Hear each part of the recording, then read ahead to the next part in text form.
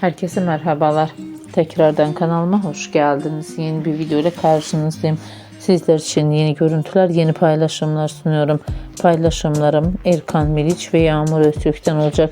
Birbirine yakışan çifte kumruların güzel görüntülerini, güzel paylaşımlarını buyurup kanalımda izleyebilirsiniz. Şimdilik benden bu kadar. Yeni videolarımda yeniden buluşmak üzere. Hoşça kalın, sağlıcakla kalın arkadaşlar.